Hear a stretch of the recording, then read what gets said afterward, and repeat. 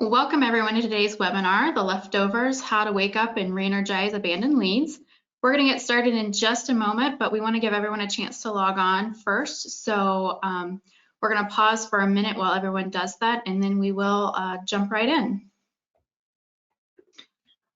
All right, welcome everyone, and thank you for logging on today. I know there are many webinars coming at you in the age of isolation right now and working from home, so we appreciate you joining us for this one. Our webinar is The Leftovers, How to Wake Up and Re-energize Abandoned Leads. Today's presentation is brought to you by And Marketing's Paul Ferguson and Dexter Burgess. I am Amanda Cook, and I will be your host today. I am a marketing director for And Marketing. Just a little housekeeping before we get started. All participants are muted so everyone can hear the presentation clearly. You are listening in using your computer's speakers by default. But if you'd prefer to join over the phone, just select telephone on your GoToWebinar panel and the dial-in information should be displayed for you. You will have the opportunity to submit questions at any time throughout this presentation by typing them in the questions panel. We encourage you to do that. We will address them throughout the presentation and during the Q&A session at the end. So feel free to get those questions in and we will pose them to both Paul and Dexter whenever it's appropriate. Now I'd like to introduce And Marketing's Marketing Director, Paul Ferguson. Paul has over 16 years of B2B marketing experience. He helps our clients develop fully integrated marketing solutions that make impressions and drive results for our clients. Paul will be joined by Marketing Manager Dexter Burgess. Dexter manages our own CRM internally as well as many of our clients' CRMs. He helps implement digital marketing efforts and lead generation tactics through data-driven strategies. Thank you both for sharing with us today. And Dex, why don't you go ahead and kick us off? Thank you, Amanda. And thanks to everyone for attending today's webinar. I hope that everyone is taking care of themselves and their families this week. But I'm looking forward to summer and hopefully more consistent days of sunshine. I'm excited to share this information today along with colleague Paul Ferguson. So again, thanks to everyone for joining. At the time of originally running this campaign, we were testing our limitations of what we knew with marketing automation. Fast forward to today, and now we are regularly implementing automated drip campaigns for our clients. Before we dive into the deep end, Paul and I are excited to share some key takeaways that you will be getting from this webinar. We will be discussing identifying the challenges facing sales and marketing teams in specific regard to lead follow-ups, using old marketing leads to accelerate the sales cycle, how we applied these strategies for a B2B health client of ours, and last, how you can implement a Wake Up Your Abandoned Leads campaign. With that being said, I'll open the floor to Paul to begin speaking about the business challenges and how this approach alleviates some of these challenges. Thanks, Dex. Good afternoon, everyone. I'm really excited to be here today and kind of discuss kind of a great strategy that we've sort of been implementing with a bunch of our clients that has helped to really close existing leads more quickly for them. But before we get started, I'd like to just kind of ask a quick question and understand our audience a little bit. We'd like to do a quick poll to see who out there, what your role is. Are you more marketing? Are you more sales? Or are you other? Amanda's pulled up the poll here. If you could just take a brief moment to fill that out. This way we'll be able to tailor our presentation a little bit more around our target audience here.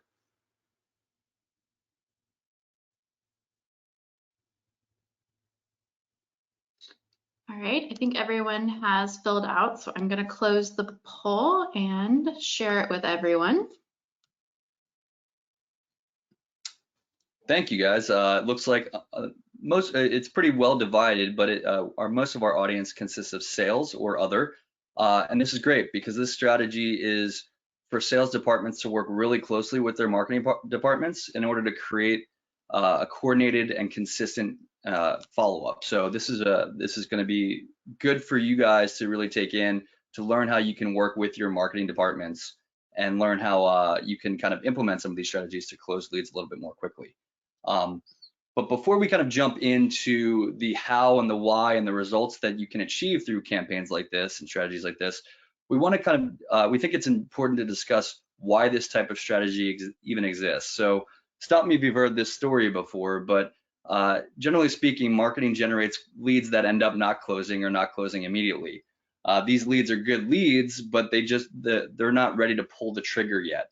So rather than nurturing them down a funnel through a strategic process, the sales and marketing team just kind of moves on from them and sets out to generate even more new leads. These existing leads, excuse me, become dormant and never convert to a closed sale. The challenges that sort of follow with this are numerous, and just to start out, these stats are mainly B2B based, but that doesn't mean that this strategy doesn't apply to B2C as well. B2C is just a different animal with a lot of different types of customers and sales processes. So we'll be happy to discuss B2B or B2C approaches in questions or offline, but these stats are mainly B2B focused. So a lot of the challenges that both sales and marketing face with their overall sales cycle are pretty prevalent. So for example, the average B2B sales cycle takes 102 days. This has increased 25% during the past 6 years, mainly because buyers are more educated and they have more information at their fingertips. Additionally, especially in today's current environment, clients are looking at their expenditures a lot more closely. So this is only slowing up their overall sales cycle. Though this would suggest that sales and marketing professionals need to put more effort and strategy around their nurturing, 65% of all sales leaders say their team spends too little time on non-selling activities. This is especially concerning considering that high growth organizations report that the ideal amount of touch points is 16. And of those 16, the sweet spot seems to be around 5 emails and 6 phone calls. However, 44% of sales professionals give up after just 1 rejection, and the average number of sale attempts that a sales rep makes is 2. Hey, Paul, we have a question. Just like Great. you mentioned the difference between B2B and B2C, what's the difference between an MQL and an SQL, and should they be handled differently? What's the average ratio? It's a great question. It varies between industry and organization, but the average ratio between an MQL, which is generally defined as a marketing qualified lead, and that's someone taking an initial interest into your product or service via either a content download or a contact us form submission or a phone call. The general rate, average industry rate is around 13.1% from a marketing qualified lead to a sales qualified lead. A sales qualified lead is generally defined as a lead that meets all of the criteria for sales to go after and nurture and follow up with. However, what we've seen recently is that with well-defined campaigns and target audiences, that number can actually increase up to around 42 to 44%. Perfect. We also have another question. I don't know if you can share where this data came from, and I'll also add that we're going to share this we'll share the PowerPoint with everyone after the fact, and so we can also include that information when we share the PowerPoint. But do you know where that you got this data from? Yes, all of these data points are sourced within the presentation. They're in our notes section. We'll be happy to share that with you all as soon as this webinar ends. Perfect, thank you. So with all of these challenges, the question starts to become twofold. Is marketing supplying enough leads to sales? And why aren't sales following up more with those leads? So some of the biggest objections that we as marketers hear from sales are marketing leads aren't qualified because they just don't close immediately. But it's not necessarily the quality of the lead, it's more so 3 different areas. It's 1, there are no clear definitions of what a qualified lead looks like. Organizations often fail to define what makes a lead good, which means that they should be followed up on immediately, or what is a bad lead, which means it's not necessarily a bad lead, it just needs to be nurtured. Additionally, there's no clear handoff process. Organizations struggle to define when marketing should hand off a lead to sales and when sales should personally follow up, as well as at what point should sales call or marketing should add to a nurturing cadence. And lastly, there's a perception that marketing leads are too top funnel. Much like the buyer's journey, marketing leads follow a funnel. While it's true that most marketing leads are meant to generate awareness around your product, service, and company, a fully integrated marketing strategy strives to generate leads at each stage of the funnel. It's just that mid to bottom funnel leads aren't as prevalent as the general awareness ones. The general awareness ones, though not bad, just require a different strategy than a follow-up phone call from sales or marketing. Yeah, we have a question, since we have more salespeople than not. How quickly should sales follow up with a lead that's engaged in any of your content? Again, it varies by organization. It varies on the type of lead, but our general rule of thumb are, if it's an organization that has filled out a contact us form or a contact that's filled out a contact us form, we like to follow up within 1 business day. If it's a contact that's a part of an organization that is one of your top prospects and they download content, that could be a sign to reach out to them immediately via phone call. Otherwise, it depends. Not all leads are created equal. So we look at content download leads, if they're not hot prospects, to be a little bit more of a nurturing idea. So we would like to put them more in a cadence where they would receive an automated email right away, trying to drive them down, providing more content to try to drive them down into a funnel, further down the funnel based on overall engagement.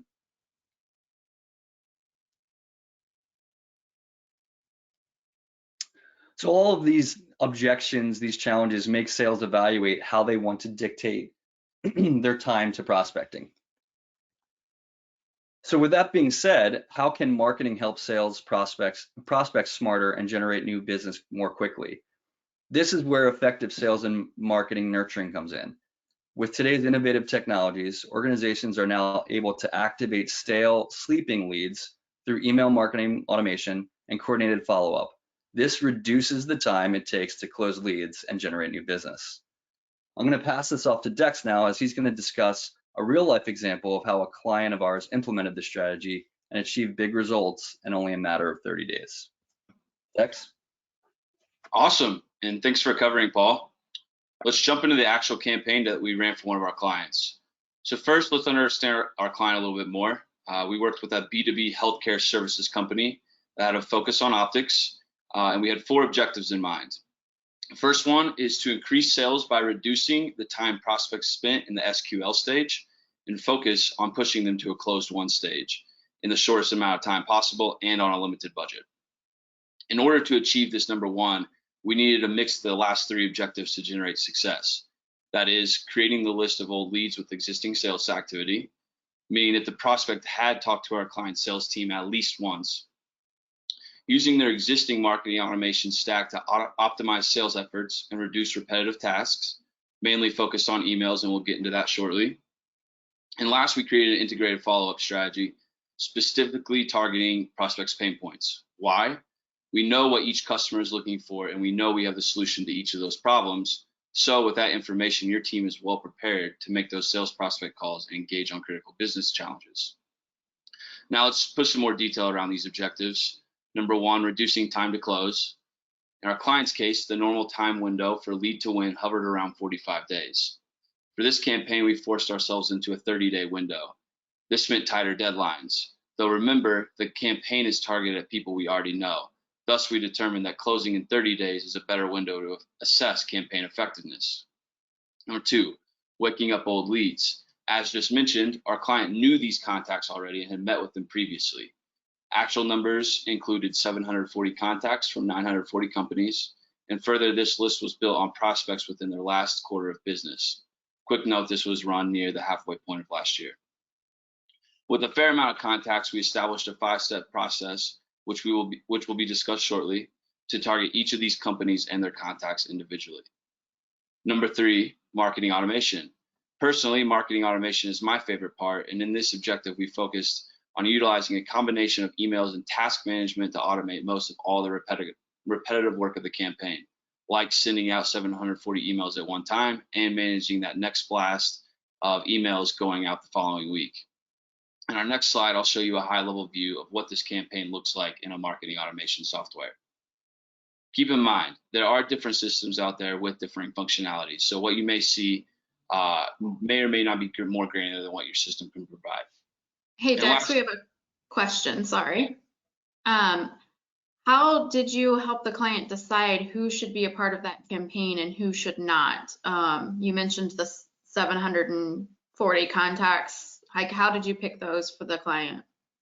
So generally we set kind of a benchmark of, you know, whether they had contacted them or not, and whether or how far they had gotten into the sales process. So we generally kind of scraped at the more high level stuff, so the people that were in the SQL stage and maybe not had gotten to the proposal stage as much. And we took those and we said, we want all of these companies within the last quarter. And that time scale just gave us an opportunity to target people, you know, that had been through the sales process for a bit and then are able now to reconsider our client solutions. Thank you. Yep. And so last we created the follow-up strategy. In these email campaigns, we really want to drill down into what the prospect engages with in the previous steps. In most cases, this may be an ebook download, a case study content, or a blog post on your own site. By knowing what they engage with, you have the information you need to go into the conversation ready and prepared. So let's take a peek at what this looks like in a marketing automation platform. On the right-hand side, you're able to see a big flow of automated logic. Mainly, this is if this, then do that rules with a few time delays scattered in the mix. Time delays are crucial for automating emails over a set amount of time. At the very start of our campaign, we sound an initial blast, and this blast sets off the chain of events that you see going down the page. When email number 1 goes out, our system reads the activity generated from the email. Depending on what they clicked, the user will be pushed down a respective path where they get more content towards that pain point that they engaged with in the first email. Additionally, depending on what email they clicked, the salesperson may receive a sales task to call the prospect with one of the developed scripts that we had. All of these paths eventually end in which contacts with no engagement at all fall directly back into our newsletter cadence. All of the contacts with some level of engagement are put into lists for future retargeting purposes. At this point, we also replicate those lists in the target audiences in LinkedIn and build retargeting ads to create our holistic marketing strategy. So this is great and all, but what are the results? I'll let Paul explain a little bit more on this. We have actually a couple of questions that have come in. So you keep mentioning the funnel. What is the funnel and what is the content that falls within the funnel? Yeah, I'll jump in on that. So the funnel is much like the buyer's journey. There's a marketing funnel, which is generally what we equate to be top, mid, and bottom funnel. Top is generally awareness-based activities. So that could be ebooks, that could be blogs, that could be infographics meant to identify the issue that an audience member may be having and kind of provide knowledge around that and awareness around it, really.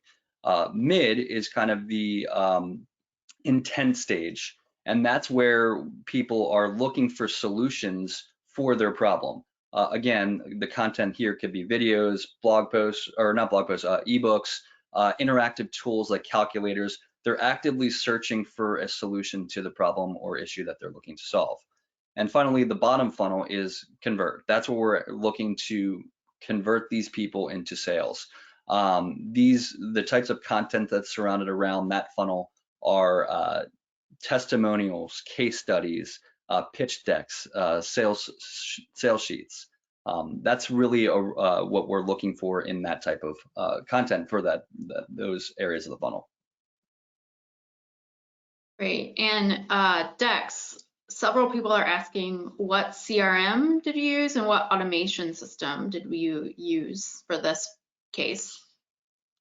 For this particular one, we use SharpSpring, but we have used and implemented similar campaigns in HubSpot as well. And I know that, like I've said earlier, there's different levels there's different softwares to achieve a very similar campaign, and some do involve a little bit more manual work, but the specific one for this was SharpSpring. Thank you. So let's jump into some of the results that we saw. As Dex mentioned, this was a 30-day sprint. So being able to generate 4 appointments after just 2 emails and 2 phone calls was pretty significant for this company. Generally speaking, whenever they were sending out their typical marketing emails or doing marketing strategy, they were not receiving meetings that quickly. It would take around 45 total days for something to close. So that was their average, but 4 appointments within roughly 2 weeks was pretty big. Within that 30-day period, they also had 2 wins, which is a 2.1% overall conversion rate, which is pretty strong. And then lastly, just to make sure that our messaging and our positioning was accurate, they received a 21% open rate on all emails.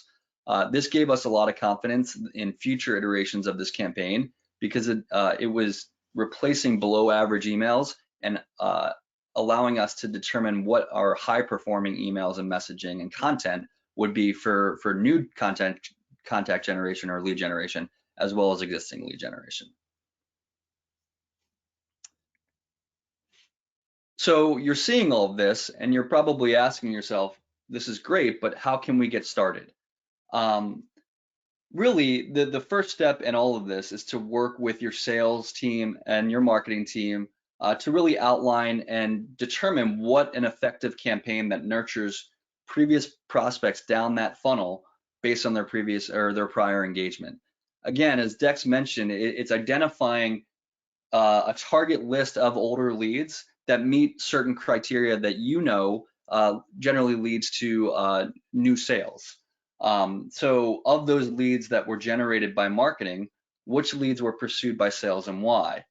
Of those leads that were pursued by sales, which ones were won and why?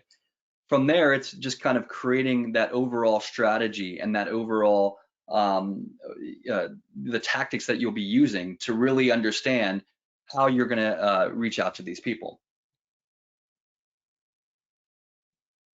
Yeah, awesome. And then, what I believe to be the most important step of this process is really to establish the KPIs. This will be how you determine success. Some of the questions that we ask are, how many meetings did you generate? How many of those meetings turned into paying clients? Or maybe it's how many people opened and clicked on an email. These metrics will help you define benchmarks and give you the understanding of where to optimize. Next, it's time to build all the content. We're talking about all the emails, the call scripts, the copy for the landing pages, if that's not already done, and all the design work. In this stage, you want to make sure all the details are taken care of as well. This includes tagging links properly with UTM codes for analytics and ensuring that your brand is well represented throughout the campaign. Once finalized and approved, launch the campaign. As it runs, review the analytics against your KPIs. From there, determine what is performing above average and what is performing below average, and create an optimization list to prioritize where to improve the campaign. So with that being said, I'd like to wrap up our webinar with a few concluding thoughts. We have one question. Hold on. Go for it. So this person says, we don't have a sophisticated CRM and use a very simple email platform. Is it possible to still do something like this? Yes, of course. Some email service providers like MailChimp and Constant Contact have automated features like sending a specific email based on interaction with the previous email, and those are available for a low cost. These providers aren't as sophisticated as the big technologies like SharpSpring and HubSpot, but they're a great starting software for any business. Additionally, we've run some of these campaigns that involve a bit more work. Like I said, we've sent out a string of emails, manually before, and that's worked as well. So the one thing to point out with that, yes, you can absolutely do that with email service providers like Dex had mentioned, but the more sophisticated CRM platforms actually give you a lot more insight into what a prospect is doing on your website. So you can set up automation for anytime a certain prospect visits a certain page. Therefore, it's not necessarily just based on an action that they take within a marketing ad or a marketing email. It's actually what they do within your site that can trigger a new type of cadence to nurture them down the funnel. We have one other question too. Thanks, Paul. How often should you run this campaign, and are there any best practices around it? Yeah, I'll start. So we generally recommend running this campaign quarterly because as the new quarter begins, businesses may have the budget or time to now reconsider your solutions. So it's a great time to reestablish connections. While I say this is our general recommendation, we ourselves have considered running this monthly or even setting it off at any given point for a contact who goes unengaged. We've used marketing automation to simplify that process, so when you move them through a stage, they get that campaign. So generally, again, every quarter, but this can be run in multiple fashions. Thank you. Awesome, of course. So just to clean it up, automated email campaigns are an efficient, effective way to connect with leads that have previously been in the sales cycle. Once set up, these can be run automatically at whatever time and optimized as needed. We also encourage you to set up internal notifications for important actions of the campaign so that your sales team won't have to chase top engaging contacts. I'd like to thank you for listening today, and now again, open up the floor for any other questions. Thanks, Dex. If we haven't answered your questions, or if you have something specific you want to ask about, please be sure to get that into the questions panel, and we will do it before we end our webinar today. Thanks, Paul and Dex. You've shared a lot with us today, and I know we're just kind of covering the tip of the iceberg here. There's a lot of things that you can certainly do with automation, and this is just one of them. Do you have any parting thoughts you'd like to leave us with today while we wait for any other questions? Yeah, I'm happy to answer any questions. I know Paul is as well. You can definitely reach out through our website or get in contact with one of us if you need. At the end of this, you will be receiving a copy of our dynamic content marketing guide through SharpSpring that comes with this. So be in the lookout for your inbox. And last, these slides will be available. So please ask if you want them. Awesome. Thanks, Dex. I know that the automation guide will really help a lot of folks here. So be sure to download that for more information when you get that in your follow-up emails. If we didn't get to your question, we will personally follow up with you. You can always reach out to us at And Marketing on our website at and-marketing.com. We really appreciate if you could respond to the evaluation as well. You should receive that via email. Your feedback will really help us continue to provide the best information for our presentations in the future that we do. We really appreciate everyone joining us today. Thank you for your time. We look forward to connecting with you again soon. And with that, it concludes our webinar today. Thank you, everyone. Thank you. Thanks, everyone. Stay safe.